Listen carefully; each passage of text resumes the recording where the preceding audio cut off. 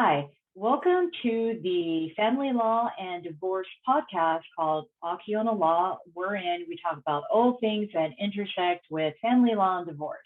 I'm Lonnie Akiona, and today I have joining with me again, repeat guest, family law and divorce Seattle-based attorney Nathan Cliber. Hey there, how's it going, Lonnie? Good to be here. Yeah, thank you for joining us. Thank you for coming back again, Nathan. I really appreciate it. Yeah, absolutely. Thanks for inviting me. Yeah, you and I always have great stories that we can talk about off subject. And one thing that I had talked to you about the first time when we did our podcast was about how our own personal experiences shape not only maybe what area of law we do, but also how we approach our practices, such as family law and divorce. And you and I were talking about how when you're a younger child, I believe you're a teenager, watching your parents go through a divorce and how that kind of determined how you approach your family law and divorce cases now. Can you talk to us about that? And very quickly, what law firm do you work at again in Seattle? Oh, I'm with Seattle Divorce Services in Seattle, in the Ballard neighborhood of Seattle. It's been in the same location for a real good long time, and I'm sure once this gets posted, we can put links and stuff up and whatnot. Yeah. Mm-hmm. Yeah. Cool. And you've been doing family law for how long now? I just realized this morning, I was like, it's been about 13 years, give or take, which is, I keep on thinking of it as being about 10, but then it's weird. That number keeps on increasing, almost every year. So, yeah, I think it's just the pandemic has sort of created a strange telescoping of time. I like the distortion. I still, like a lot of people, and kind of thinking of it as March of 2020, because I can't really believe what's happened in the almost 2 years since. Yeah, me too. I totally get. I'm like, wait, it's almost at the end of January 22. I still feel like I'm in like this limbo stage. But yeah, for sure. So tell me about. So again, you were a teenager when your parents were going through their own divorce? Yeah, I was 16 when they formally started. Though, I mean, and this is maybe like the first worthwhile point is, like my parents, I won't say they hated each other, but it sure looked that way at the time for years leading up to it, right? So by the time I was 16, I was sitting on probably most of my life at that point, knowing for completely sure that my parents didn't like each other, didn't get along, had very little positive positivity or affection between them. So when they decided to pull the trigger on it when I was 16, it was a relief. What followed was awful, but the actual notion, like, oh my God, I don't have to listen to them fighting. I don't have to listen to them going at each other. Don't have to deal with their conflict, witness it constantly every day. And I think about that a lot when I'm talking to my clients. If you at any point, if you want to shift topics or ask another question, feel free to interrupt me. Okay. Your parents' divorce was not amicable. No. I don't know. Gosh, I don't know if we run into copyright problems, but if you've seen the movie War of the Roses, are you familiar with that film? Yes, I am familiar with that film. Yeah, it was like that, but with like no money. We lived in a mobile home at the time, so it was like the War of the Roses, but they didn't even have the money to fight over. It was all about the kids. Like it was. That paints a picture for sure. Yeah, and I mean, there was no chandelier for anybody to be swinging from or whatnot. It's a long time since I've seen the film, but there was an intentional, that's how we say, automobile on pedestrian collision at one point in my parents' divorce process. It was ugly. They were going very slow automobile collision. Okay. Well, so like again, that's such a contested situation, and I can imagine there's some, there's some trauma that kind of lingers from watching that. Two people you love not getting along and that constant conflict and pressure on you. So moving forward, like here you are now, you're a grown adult. How does that impact we're trying to adult as best we can. How does that impact how you approach your family law divorce cases, how you take that experience and counsel your clients? Right. Well, I think we touched on this last time, so I won't go into it too much. It is why I went into family law in the first place, right? Or at least is what sort of made the foundation for my interest in it. I had watched what was going on with my siblings, especially my little brother he's 6 years younger than me, so he was in a pretty vulnerable spot when when the divorce itself actually started going through. And so I wanted to work with families and kids, and I was going to be a social worker, and then that shifted to deciding I wanted to be a lawyer, working with families and kids, and here I am. In terms of, sorry, go ahead. Oh, right, go ahead.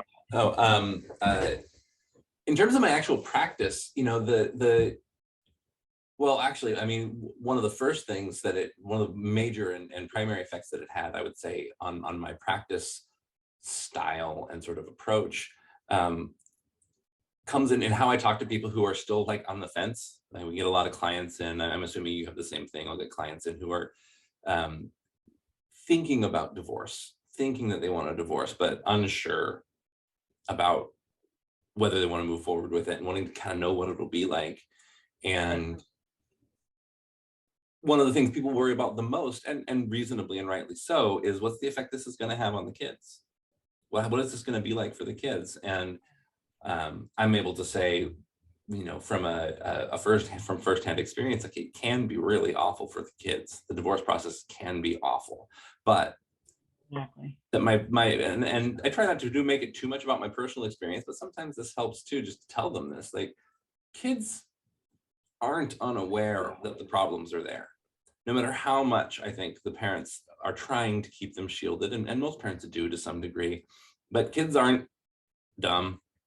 Yeah. Kids are really observant, and they are keyed to their parents, and that conflict is known to them on some level at least. And even if the divorce process is awful, the likelihood, in my mind, and I'm not a child well-being specialist, I'm not a mental health professional of any kind, right? I'm speaking from personal experience only.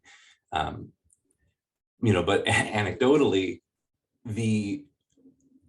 in the bigger picture, if the conflict is bad enough between the parents that a divorce needs to happen, and beyond that, bad enough that the divorce is going to be ugly because the level of conflict between two people and their ability to resolve it is, a major factor, probably the primary factor in both pieces of that puzzle, right? When the marriage is ending and what the character and tone of the divorce looks like.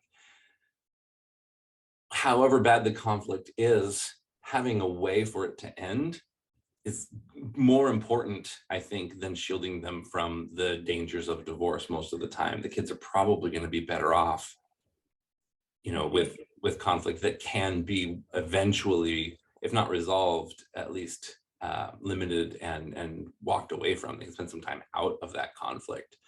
So I talk to people a lot about that, how their kids probably already know there's something wrong, and knowing that there's something happening might actually make them feel better rather than worse, in a lot of ways. It's kind of funny because, like, just touching upon what you're saying, how kids know when their parents aren't getting along. Like, I've had my kids, I've been married. Wait, what year are we now? I've been married I've been married for 21 years. And my kids are 16 and 14 right now, two boys, and I've had my kids ask me, "Are you and Dad going to get divorced?" Because we're fighting, right? We fight, we engage in conflict. We think the kids can't hear us, but they can, and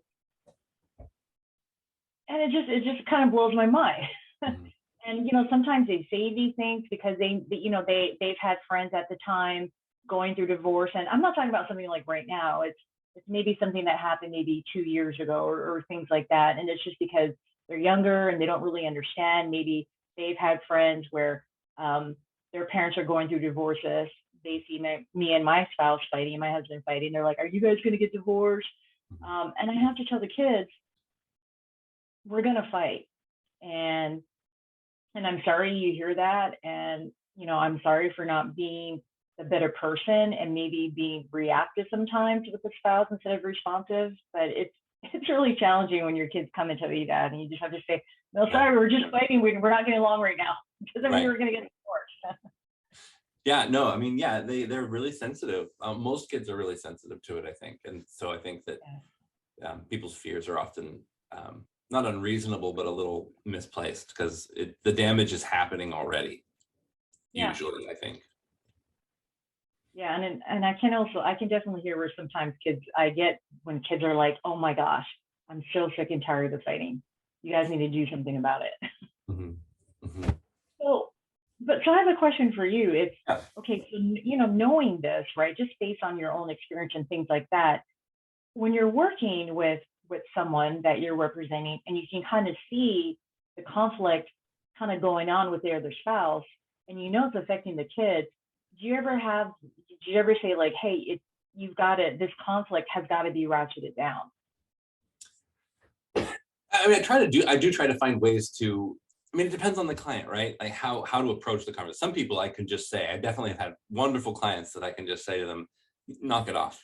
You're Yeah, this is too much. You gotta chill out because you're doing harm here. And I'm not talking about harm to the other party, though that's honestly relevant too, because that also affects the kids. But I mean, just the degree of conflict in the divorce, and I mean, and there's no way we can possibly say this enough, I think, as professionals, is that the conflict of itself is harmful. And um, at the risk of maybe getting a little too personal with this, you can edit it out if you think it's too much. One of my big takeaways from my parents' divorce process, and the thing that I really try to help my clients navigate, they got along so poor. The divorce was so ugly and so dark and so violent and aggressive. how long did it take, the divorce? Do you remember? I think it was at least 2, maybe 3 years. Okay. So it was really protracted too, because most divorces, I mean, I don't know, 6, 9 months is what I usually tell people. It's usually about what it takes. Well, unless it's that type of high conflict case divorce, then it's 2 or 3 years. That's what I found. Yeah, yeah, exactly. People can really they can find ways to fight. Um, but I came away from the situation as a young adult being totally convinced, and I'm not yet convinced that I'm wrong. Not that my parents didn't love me, because my parents both loved me tremendously, but I did develop a strong belief that they hated each other more than they loved me. And Yeah. that's uh, that's a painful thing to perceive. And it's also not a thing to say. I have found, um, having made the mistake earlier in my practice, it's not the sort of thing to say quite so bluntly to clients. But I have definitely said to people, talked about this being something to be careful of, because the feeling that the parents are more interested in hurting each other than they are in helping the child, supporting the child, being loving towards the child. And that prioritization, even no matter how much you love your kids, if they perceive that it's more important to do harm to the other parent, whom, by the way, they love one way or the other, that kid loves that other parent, right? So no matter what, the conflict between the parents is harming something and someone that the child cares about. Yeah.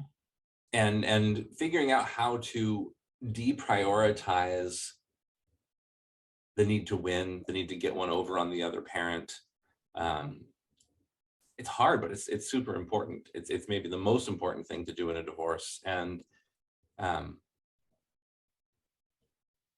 on a professional level, this is probably probably something that my boss wouldn't want me to say, but sometimes that means choosing not to try to win.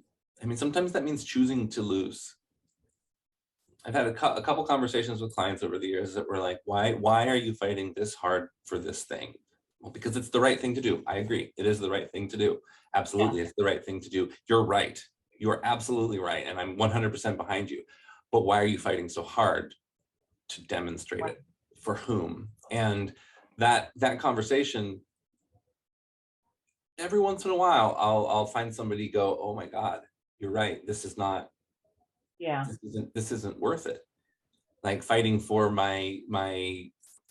the 50-50 parenting plan, right? And not that I don't like a 50-50 parenting plan, but it doesn't help anybody if the parents are in lifelong conflict, the childhood long conflict, right? They're sharing time equally, but then the kid is dealing with them constantly fighting about that time. And I've seen very good parents occasionally like let the other parent have more time because they're a good parent, and it's the conflict itself that's causing the problems, and that's hard. That is That's hard. yeah. That's hard. And going back to what you said in terms of just the conflict and knowing that your parents loved you, but in a way they wanted to hurt each other more. I can imagine what your message is that it hurts. It hurts me as your child to see you hurting this other parent, even though I know you love me. It's just that pain and that hurt. It's so hard because, like you're saying, that you love both parents equally. Mm-hmm. Your parents, how are your parents now? As individuals or with each other? Can they talk to each other? No, absolutely not. Like, I have a daughter now. I have a daughter. She's going to be turning 5 soon. And like they both love their granddaughter. They're both great grandparents. They're both excellent grandparents. They're not yet great grandparents. My child's only 4. But they have both been invited to both of her birthdays that preceded the pandemic. Sorry, I was trying to think, wait, why haven't we invited them to more? Oh, right, because we haven't had birthdays for her. Or at least not parties. They can't be at the same birthday party together for their grandkids. Oh, no way. They can't. Like, my niece, my sister has got a couple of kids, and my niece had a dance recital, and they did both try to come to that, and it was a disaster. It was a publicly humiliating disaster. Like, these people cannot. No. And I want to say, and I should say, just in case they watch this, that it is really, one of them is ready to be done with the fighting. One of them, and I don't want to name names. I don't want to humiliate anybody. Like, one of them is doesn't want to carry it and doesn't want to keep doing that, and probably would be cool, though that parents' sort of behaviors that upset the other parent haven't changed at all, and the other parent is the less forgiving sort, and thus round and round we go. Well, I mean, how does that make you feel? Like, hearing you're an adult and you're like, come on, people, you still can't get along, or do you just accept it and just let it go? It depends on the day.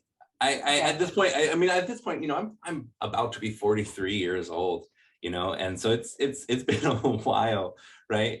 Okay. Like, And sorry if this is too personal. That's okay. It's okay. Another question, or is this the same? No, this is like, Okay. I just realized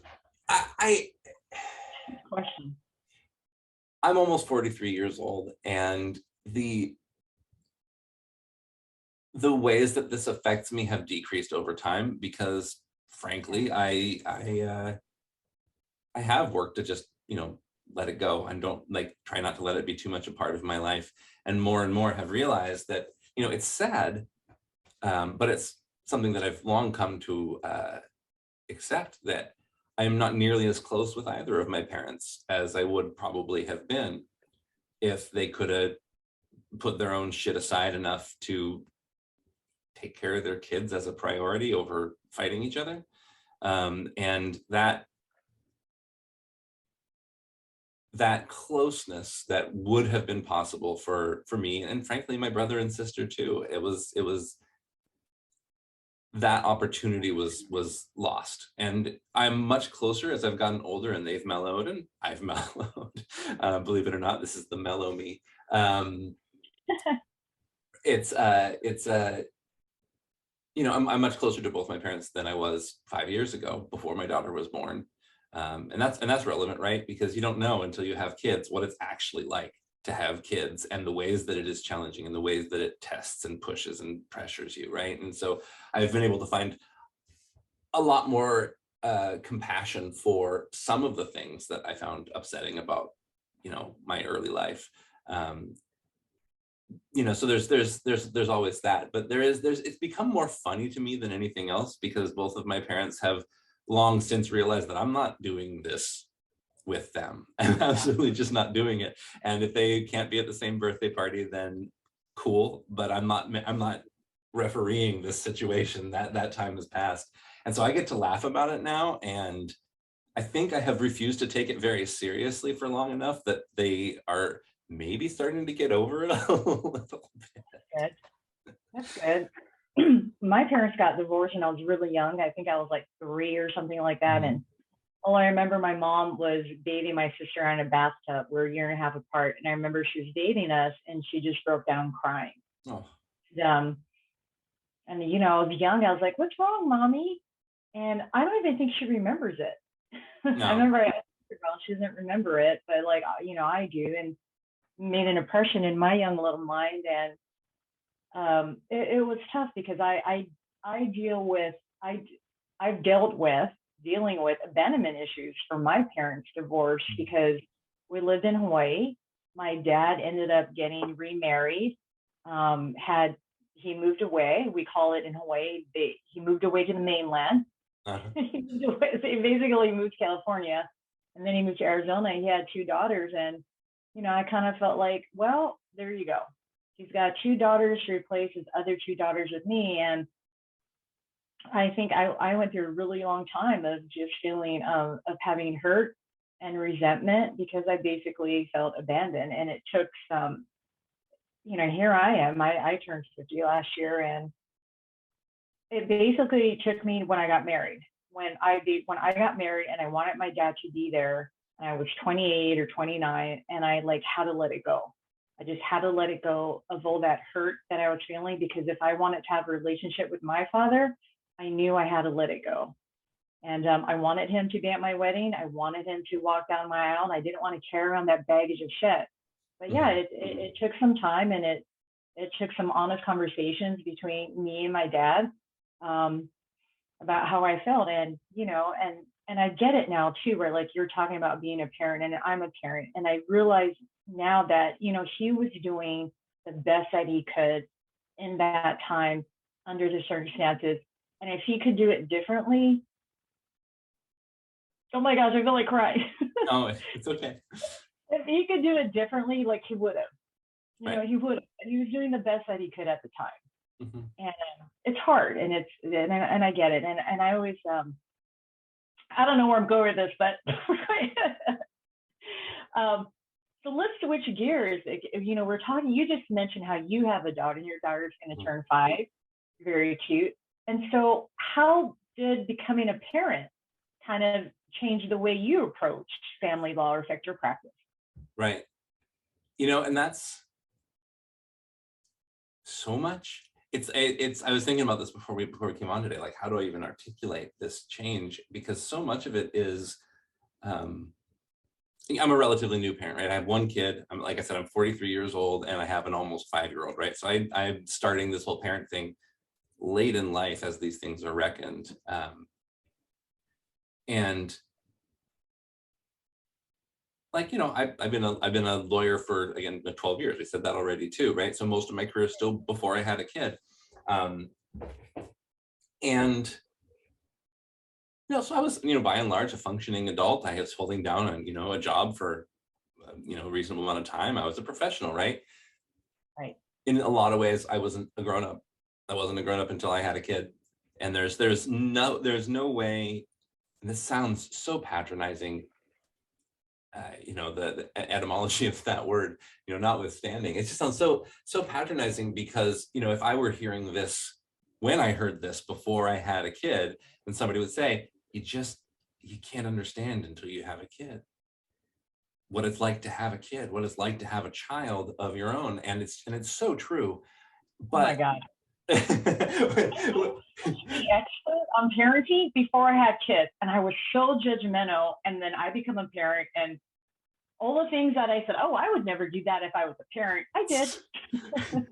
I've managed to hold out on a few of the ones I thought I'd never do, but it's not even what I'm doing, it's the difficulty level. It's the oh my God, I did not expect X to be this difficult to behave in the way I feel like I should, or to, you know, find the energy to engage with my, you know, my daughter's a miraculous little magical being, and I just adore her. And I don't always want to pretend to be Disney characters for her entertainment, right? And and so and there's like that line of like, how do I like set reasonable boundaries, and also how do I deny her anything, right? Um, but the the biggest shift for me professionally, I think, has been learning, and I wasn't surprised that this was true, but it's still something I couldn't have understood until I was doing it. The two things that I think becoming a parent has really shown me is that there is this entirely separate category of love, this entirely different way of loving something that you can get close to. I think some two people do with beloved pets, and other things, but like having a child of your own it's a new kind of love that I'd only like touched at before, right? And like, oh my gosh, this, and that comes, good. It's unconditional love. Yeah, yeah, it is, and it I think for most people it's automatically that way, right? It starts that way. But there's also what comes with it is this new kind of fear, and that was the part that caught me off guard. Was this? I might get weepy about this, so you know, forgive me. Lani Akiona and her feelings show. I know, I was like, where's my kid? My daughter was born with a heart condition. We learned about it. She was like 2 days old, I think, and we took her in. She was a little jaundiced, no big deal. And the jaundice wasn't a big deal. So yeah, that's good. You brought her in, but she's fine. Just this and that and whatever. But while we were checking her out, we learned she has a heart condition, and she's fine. She had surgery at 4 months old. Scary. She was, yeah. But you know, I remember so clearly, like you read about some people like receiving news that they feel faint, right? They feel the blood drain from their body, and they like pass out or fall down, or they need to sit down. Excuse me, moving this out of the way. And I like, you know, you read about this, and it's conceptually something I had never experienced it, nothing close. Wow. Sorry, until that moment, right? And I had never experienced that kind of fear, and I try to remember that. Yeah. With my clients now, and it's not, again, I don't think I was super insensitive before, but I didn't get it. And all of a sudden, so many of my clients that I spent, you know, years practicing, going like, I just can you just please be reasonable about whatever it is, right? And have a way better understanding now of how difficult it is to be reasonable about your kids, because it's not a reasonable set of emotions. You're not supposed to easily be reasonable about your kids, right? That's not how humans are largely built. Yeah. Now when it comes to kids, if I feel